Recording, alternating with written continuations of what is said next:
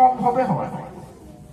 আপোনালোকে আটাইয়ে মোক মাতি আনি এটা সম্বৰ্ধনা জনাইছে বা নিয়মত উপনীত কৰিব বিচাৰিছে, কিন্তু মোৰ মনটোৱে আজিও কোৱা নাই। আপোনালোকে কিমান বিশ্বাস কৰে নকৰে মই ক'ব নোৱাৰোঁ। অনুষ্ঠানখন ধৰি লওক আজিৰ পৰা কিমান বছৰ আগতে প্ৰতিষ্ঠা হৈছিল, 1958। সেই দিন ধৰি যিবিলাক শিক্ষাগুৰুৱে শিক্ষা দি গ'ল, তাৰ পটভূমিত আমি এটা অৱস্থা এনেকুৱাকে পাইছোঁ আৰু উন্নত মানৰ কিবা ব্যৱস্থা কৰিব পাৰোঁনে, মোৰ সেইটোহে ভাৱ চলি আছে এতিয়াও। আজিৰ তাৰিখতো মোৰ কেতিয়াও সিদিনাখন এটা কথা শুনিলোঁ যে হায়াৰ ছেকেণ্ডাৰীবিলাক হয়তো চৰকাৰে লোৱাৰ এটা ৰাস্তা উলিয়াই আছে।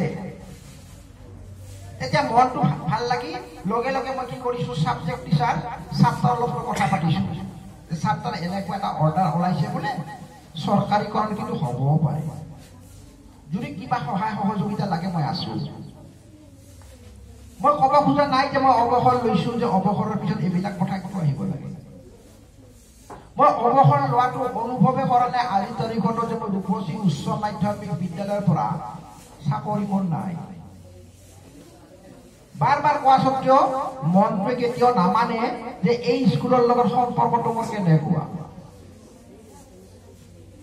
মোৰ চাকৰি আৰম্ভ হোৱাত যিজন ব্যক্তিৰ সহায়ত মই চাকৰি জইন কৰিলোঁ, সেই দিনৰ পৰা এতিয়াও এই কথাটোৱে চলি আছে।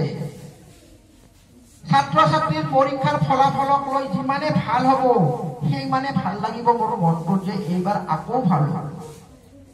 গুণোৎসৱৰ ৰিজাল্টৰ দিনাখনেই অন্যান্য স্কুলবিলাকক সুধো আপোনালোকৰ কেনেকুৱা, মনটোত লগে লগে আহে।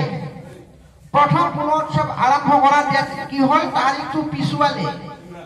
এনে এটা দিন আহি গ'ল, মোৰ ল'ৰাটোৰ উপনয়ন আছিল সিদিনাখন।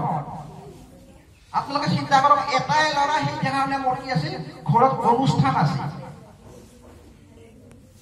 এতিয়া উপনয়নৰ তাৰিখটো বেল কৰিব নোৱাৰো, গুণোৎসৱতো আৰু কোনো কনচিডাৰে নাই।